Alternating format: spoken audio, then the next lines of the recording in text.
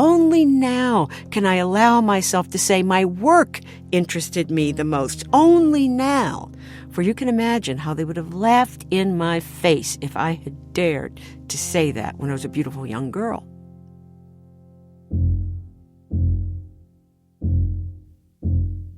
What do you do when your work has been misinterpreted? When you've been misunderstood? How would you speak truth to power and reclaim your story? Welcome to Season 2 of Recording Artists, a Getty podcast dedicated to exploring art and artists through its archives. I'm your host, poet Tess Taylor. In this season, called Intimate Addresses, each episode examines one letter by one artist, looking deeply at what it means to make a life in art. Anna Deavere Smith performs each letter as we travel the globe in the 20th century. You listen as makers collaborate, fight for justice, ask for money, work through pain, and affirm their resilience. What emerges is a sweeping panorama of artists in dialogue with one another, and 6 distinct portraits in creativity. Today's episode features Meret Oppenheim, a brilliant polymath who rose to early fame in the Paris of the 1930s among a circle of surrealists, including Marcel Duchamp and Man Ray. Oppenheim is often remembered for one famous object, a fur-covered teacup, which she made when she was only 23. But today's letter is from 4 decades after that. It's 1975, and Oppenheim is 63 years old. She's been living in Switzerland for nearly 40 years. She's been making art steadily despite receiving far less recognition than her male peers. Now, with the rise of the feminist movement, she's getting international retrospectives and winning important awards. Influential curator Harald Szeemann has just included a piece of hers in a sprawling show in Bern, the town where both she and Szeemann are living. Yet when it opens, Oppenheim is dismayed. Szeemann has radically misunderstood her work. She decides to tell him so. From the lavish house inherited from her grandparents in Corona, Switzerland, Oppenheim sends Szeemann a 5-page letter written in firm, sloping hand. Here's Anna Deavere Smith reading the letter. Corona, July 6, 1975. Dear Harry, your exhibition is terrific. I will take another look at it at the beginning of August, and in the meantime, we'll study the catalog in detail. My Würgeengel is also very honored to be able to participate. It is because of it that I'm writing to you. Even though it is not displeasing to me that you write explicitly that it is an ex voto against having children, I do not agree that it is hanging in the Femme Fatale section. That is a big misunderstanding. We should have talked about it more. A femme fatale is a woman who is totally oriented to men. Her greatest and only interest is to keep men in a relationship of dependence and to play with them, as men would put it. This is something that never interested me at all. For me, it was very simple. If I was no longer in love, I left, and the other person was sad for some longer or shorter period of time. If it was the other party who left me first, it was I who was sad for some period. I'm going to tell you very precisely how it was with not wanting to have children. When I was between 16 and 17 and the first young men became interested in me, I learned a lot very quickly. First, it was made clear to me that there cannot be any friendship between men and women. When I attempted to defend a friendship without sleeping together, I was only ridiculed. In addition, attempts were made all around to persuade me of the inferiority of women. When I said I wanted to be a painter, they advised me, it's better for you to learn to wash dishes. No woman has ever done anything. They also told me that there are 2 kinds of women, mothers and heteri. They also told me any woman can be bought. The only person who says such a thing is himself for sale, but I didn't know that yet. They also quoted Nietzsche, everything about women is a riddle, and everything about women has a solution, pregnancy. I really do not know what men are thinking when they spout such rubbish, but all of it had one result. I was deeply hurt. It's a wonder after all that I did not hate men. I said to my mother, I never want to have children. She answered, don't say that. You'll regret it someday. I thought maybe she's right, but I've never regretted it. At that time, I also decided only to do what I feel to be right and never again to worry about moral laws as compiled by men. To my good fortune, I also soon met smarter men who thought more independently, hence in a more modern way and not in categories inherited from past centuries. The femme fatale belongs in one of these categories. She's the product of male fantasy, as witches once were. There are women who fit such projections better than others. Some even like this role. But I hope that after what I've said to you now, you will understand that for me, the designation femme fatale is an insult. Only now can I allow myself to say my work interested me the most. Only now. For you can imagine how they would have laughed in my face if I had dared to say that when I was a beautiful young girl. I was quite well suited to receive their projections. The Würgeengel, or its motivation, is an expression of the rejection of the old image of women. It is embarrassing to me that my name appears in the femme fatale section at this moment. Would it be at all possible for you to find another formulation for the text that appears beside the picture? Surely it would be asking too much to put an insert to this effect in the catalog. I'm not asking that. Really. The picture does not belong there. But where else? Apart from the motivation, it does have quite a lot to do with black magic in a time when the pill still didn't exist. Otherwise, it would not have been necessary to make it. Dear Harry, you do not need to answer me. You've done so much work. But if you read this with an understanding eye, and maybe do something with regards to hanging or an insert, I would, of course, be very grateful. Yours very truly, Meret. And greetings to Ingeborg. Meret is so kind in this letter, which might amaze a bit reading the letter today, because she makes her point very clearly, and it is telling Harald very clearly that he is a macho and he didn't do the right thing. That's Bice Curiger, a Swiss curator and art historian who authored the first biography of Meret Oppenheim in 1982, and who knew both Oppenheim and Szeemann personally. She's now the artistic director of the Foundation Vincent van Gogh Arles.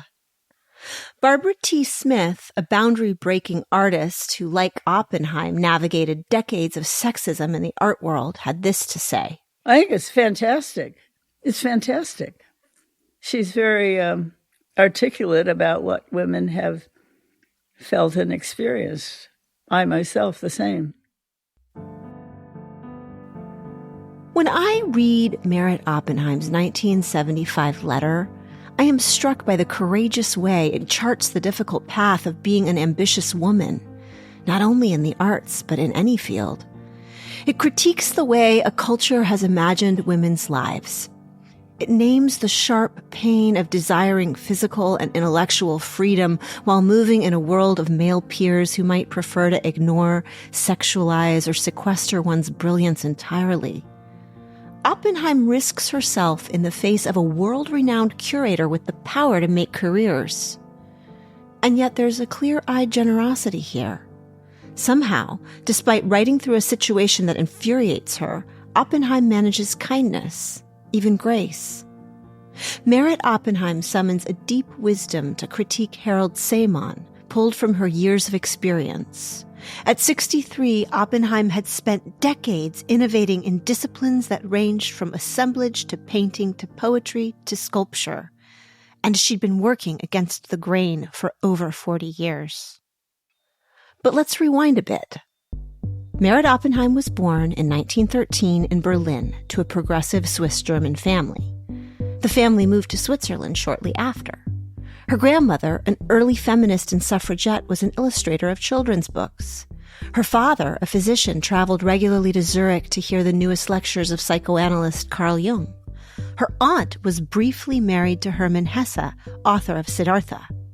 The family, who loved art, regularly sketched together after dinner. Paintings and drawings Oppenheim made as a teenager were collected by the Surrealists later, like the cheeky rabbit equals X, in which a cartoon rabbit became the baffling answer to something resembling a quadratic equation. Another sketch from this time features a languid, gently tendrilled carrot that looks as if it could be reclining on a chaise longue. But being a brilliant and beautiful young woman was not always easy. When I was between 16 and 17 and the first young men became interested in me, I learned a lot very quickly. Attempts were made all around to persuade me of the inferiority of women. When I said I wanted to be a painter, they advised me, it's better for you to learn to wash dishes. No woman has ever done anything. They also told me that there are two kinds of women, mothers and heteri. Men were constantly telling the young Oppenheim that women could only be mothers or heteri, meaning mistresses. It was around this time, 1931 or 32, when she was 16 or 17, that Oppenheim made her Würgeengel, or Angel of Death. This is the drawing that Harald Szeemann put on display over 4 decades later. Here's Bice's description of the piece. This drawing shows legs coming out from the bottom. It's like there are persons in hell already, and it's women because they have women's shoes sticking upwards, and you see this angel, but it's a woman who has long fingernails, makeup probably, hairdo, and she is strangling this baby she holds, and one sees mountains in the back, a little church, and it's called Der Würgeengel in German, which means the strangling angel. Würgeengel has all the dark zest of an Edward Gorey or William Blake illustration. Oppenheim later called the drawing an ex voto. An ex voto is something made as an offering or promise to fulfill a vow. You often see them hanging in churches and shrines. Many serve as prayers for children, fertility, or safe childbirth. Oppenheim's drawing turned the trope on its head, praying instead to be spared the misery caused by an unwanted pregnancy, especially for a young woman harboring dreams of becoming an artist. Here's Bice. Of course, the pill didn't exist, and it was long before the pill came, and she's 16 and already has perceived a really important aspect. If, as a woman, she wants to be equal with men, live a certain free life, she thinks she doesn't want to have children. The wide acceptance of the idea that women can and should be artists is relatively recent. The idea that you can build an art practice and be a mother feels even more fragile than that. Even people who theoretically accepted that women could be artists were sometimes hostile to mothers as artists. Marcel Duchamp, with whom Oppenheim would become romantically involved, even went so far as to formulate that the making of art necessarily required the negation of the woman wife, as he put it. Duchamp theorized that art was a kind of bachelor machine. To him, this meant art partly emerged as a figure of unfulfillable desire and a refusal of procreation that needed release elsewhere. It was this idea that Harald Szeemann was expanding and exploring in his 1975 exhibition at the Kunsthalle in Bern, where he hung Oppenheim's artwork under the Femme Fatale banner. In any case, in the 1930s, Oppenheim painted her Angel of Death in the face of a culture in which women's lives were commonly swallowed by childbirth and child-rearing, and which took for granted that mothering and art-making were incommensurate. That culture has been extremely slow to change. Here's Barbara T. Smith on advice she got in the early 1970s as she was discovering her calling to become an artist while raising 3 kids of her own. I was told by somebody during that process when all those decisions were being made, she said, you can have a career as an artist and be a mother, but you have to understand, you won't do a good job in either one of them. It was a world of stark gender roles, stark binaries, stark choices. And Oppenheim wanted freedom. At age 17 in 1932, having made her ex voto, she told her parents that she wanted to move to Paris to study at the Académie de la Grande Chaumière. Instead of attending classes, though, Oppenheim was drawn in by the life she found in Paris's cafes and artist studios. Early on, she connected with a fellow Swiss expatriate, sculptor Alberto Giacometti, 12 years her senior. Giacometti was becoming known for his abstract and figural bronze sculptures. Oppenheim sketched while Giacometti sculpted. In 1933, she drew Giacometti's ear, which she eventually turned into a whimsical bronze sculpture that resembles a cross between a harp and a Gothic window. Other images from this time have the abstract quality of figures seen when waking from a dream. Oppenheim described her process this way. I carry out ideas the way they enter my head. Where inspiration comes from is anybody's guess, but it comes with its form, like Athena who sprang from the head of Zeus in helmet and breastplate. In Paris, Oppenheim also met painter Hans Arp, surrealist ringleader André Breton, and photographer Man Ray. As she later put it, the rest of my life unrolled in its entirety from finding that band of comrades. Oppenheim thrived among this circle. She was also in a delicate position. On the one hand, unlike the men she'd known at home, the Surrealists encouraged her art and invited her to display her work. She also moved among male colleagues who were 20 to 30 years older than she was.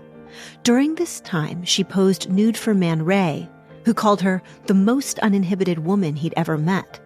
In a famous sequence of photos, Oppenheim stands naked, wrapped around the flywheel of a printing press, her own skin darkly inked. She was dashing beauty.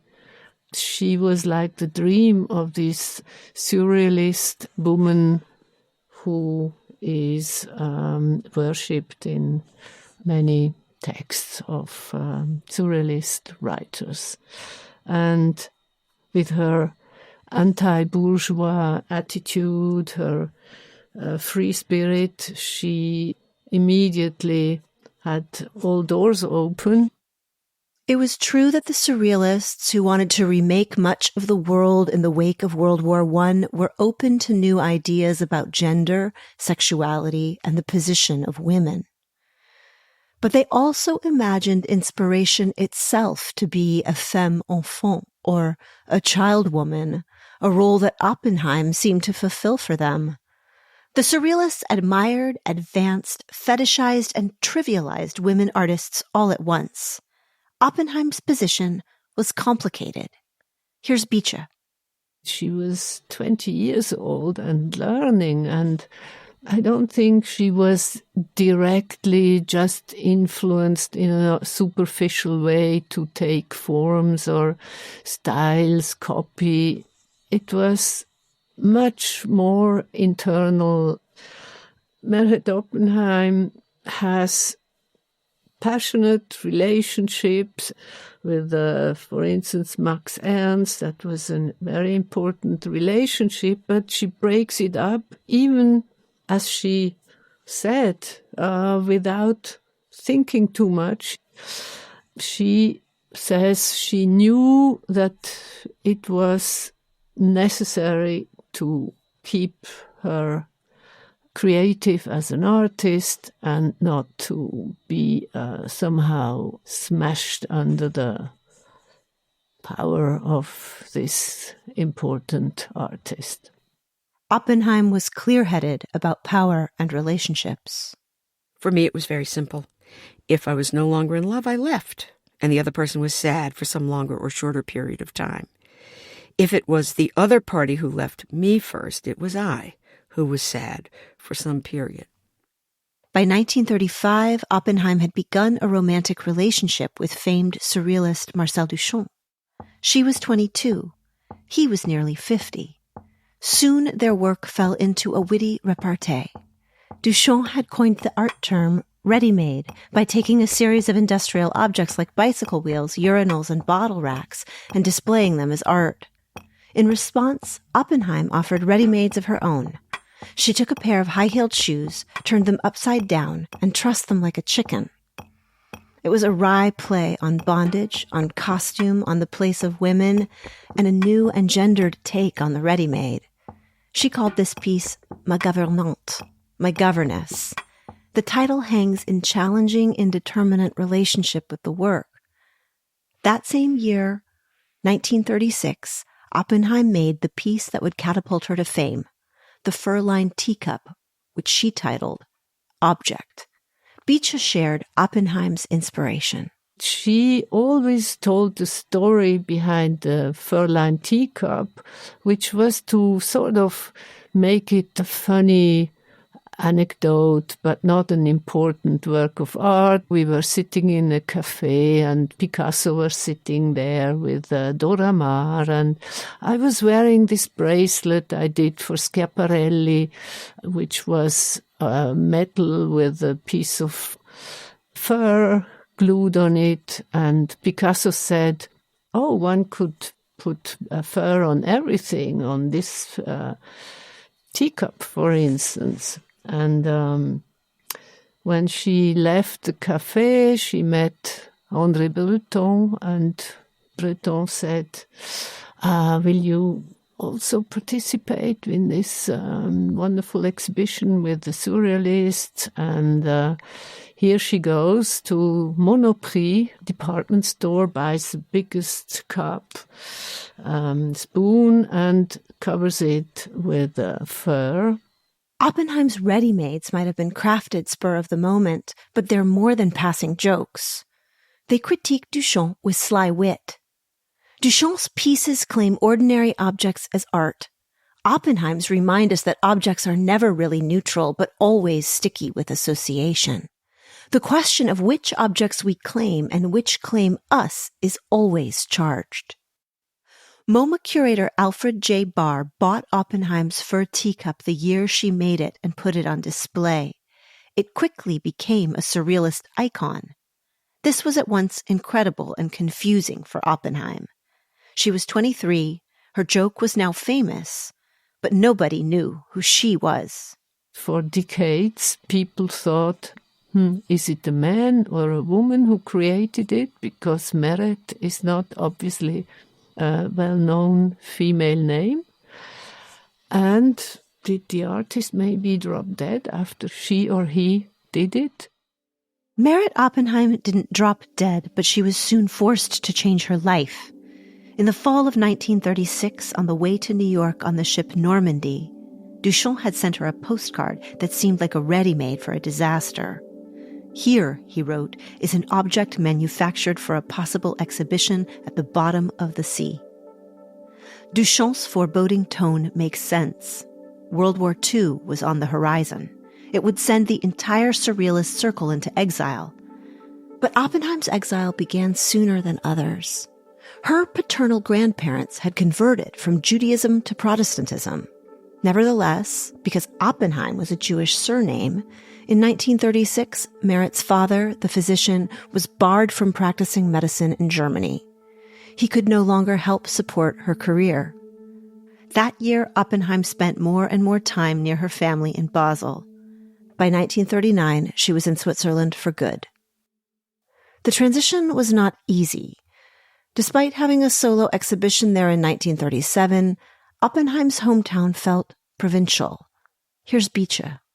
She comes back to Basel, and there was this rumor that she had posed naked in a magazine in Paris. Can you imagine? It's the 30s in a small town, Basel, still pretty puritanical. It was the photograph that Man Ray took of her in front of the printing machine, where she has a hand put over her head with a black printing ink on the inner side of the hand. It has, of course, a very important status in the history of photography and of art. So she had to face a lot of prejudice and jealousy also, I think. Meanwhile, the state of Europe and Hitler's grim rise to power just across the border in Germany hung heavily over Oppenheim's spirit. She defended also Jewish cause very ferociously. Meret had this backpack in her studio with, I think, some rice and a pistol for the case that she had to defend when the Germans, the Nazis, would come. You know, Basel is close to the border, really directly in the city you can step over to Germany. The world was at war. The border was closed. Oppenheim's friends were scattered. Her family faced financial trouble. The sense of disappointment must have been tremendous. For Oppenheim, returning to Basel reactivated feelings of being confined along gender lines. I felt as if millennia of discrimination against women were resting on my shoulders, embodied in my feeling of inferiority, she said. Here's Bice. She has doubts. Am I really an artist? So she takes classes to restore paintings. She says that in my heart, I still doubted the ability of women to achieve something. And she reads a lot of Carl Gustav Jung.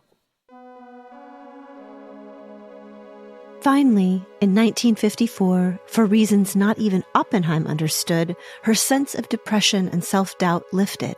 She felt able to work again. Perhaps reading Jung had helped. The war was over and Oppenheim was able to return to Paris. She was invited to make costumes and masks for a play by Picasso, and some of her new work began to talk back in clever ways to the surrealist crowd she'd hung out with in her youth. In the 1930s, Man Ray had photographed Oppenheim nude. Now, Oppenheim stripped away even more with her 1964 work, X-Ray of My Skull. This X-ray photograph shows both skull and jewelry. The piece asks how the self, invisible between bone and decoration, might navigate the world. Oppenheim's work in this period danced across disciplinary boundaries. She is always changing, mutating. She can do a drawing with very fast, energetic strokes, and at the same moment she can do a very subtle, fine-lined drawing with almost nothing. You feel that her body is related to the surrounding, but also it has almost this idea that she has antennas which go up to the astral elements in, the sky. And back also, her body is related to aeons of time.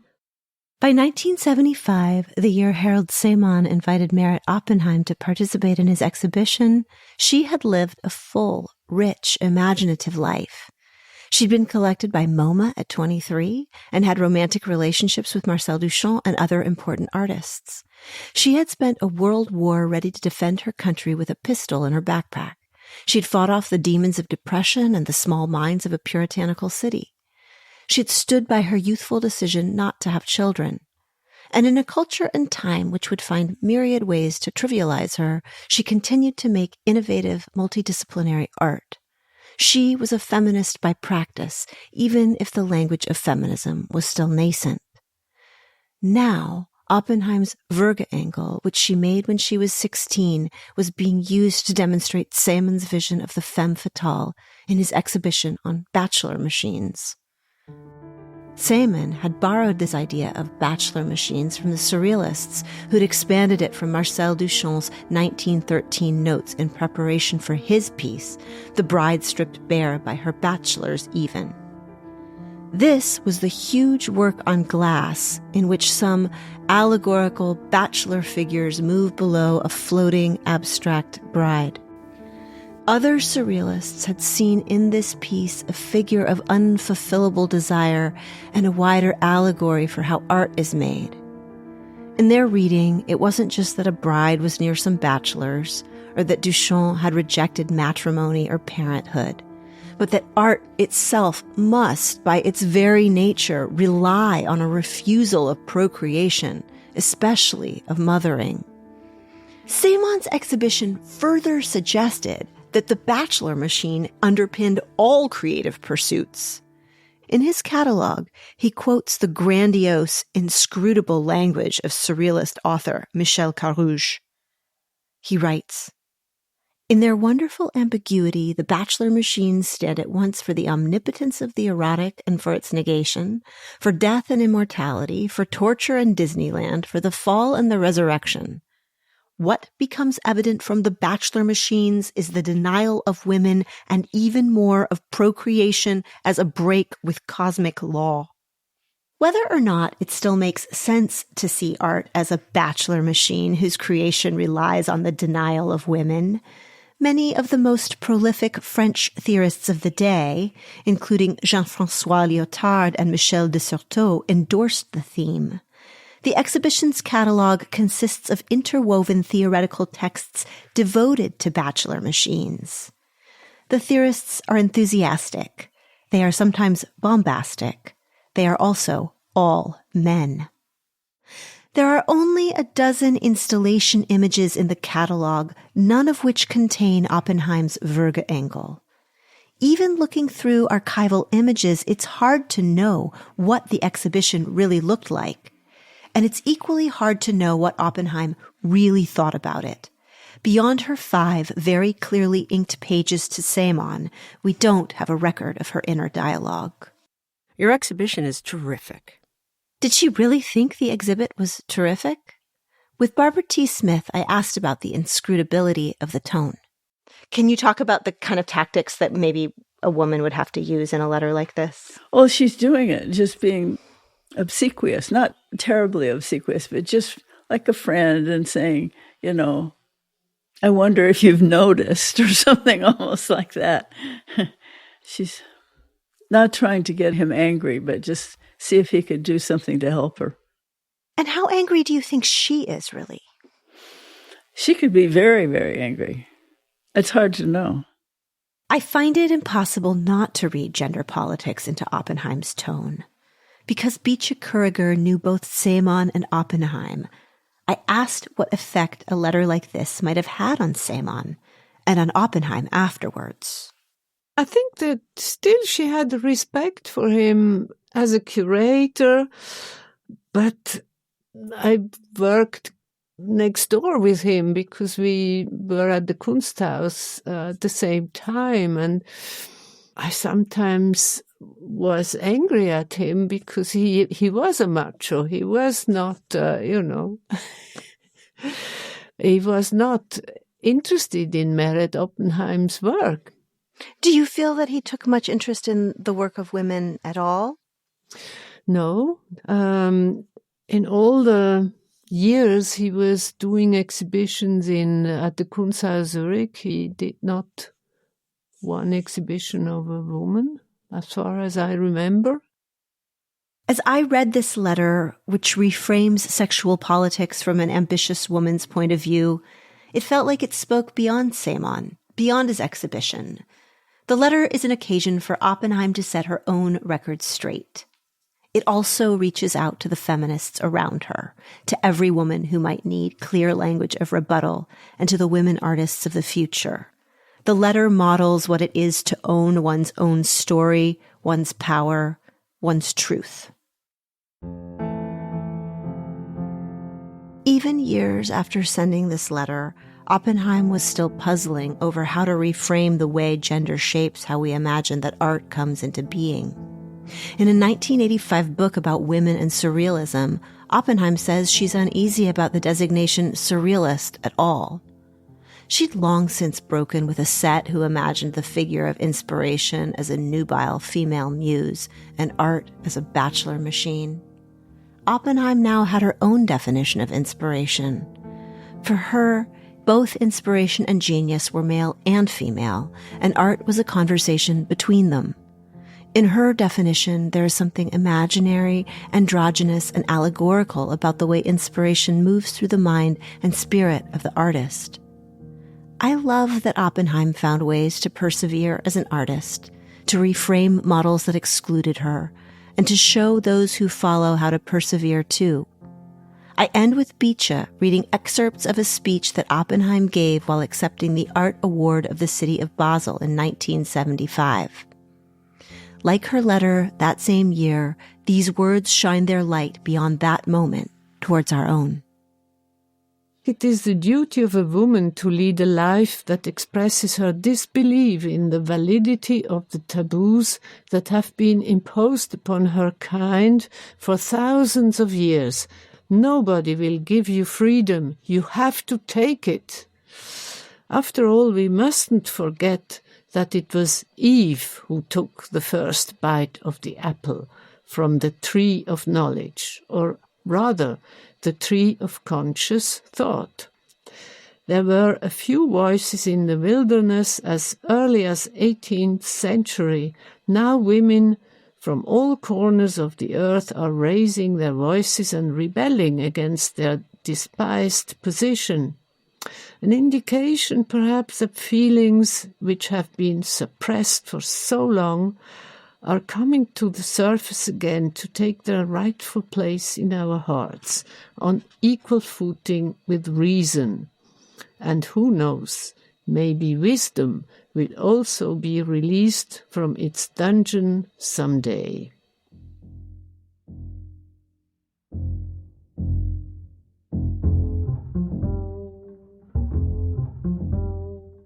This podcast is sponsored by the Getty Patron Program. Intimate Addresses was produced by Zoe Goldman with audio production by Gideon Brower. Our theme music is by Bryn Bliska. Mixing, additional music, and sound design by Mike Dodge Weisskopf. Special thanks in this episode to Bice Curiger and Barbara T. Smith. For transcripts, images, and additional resources, visit getty.edu/recordingartists.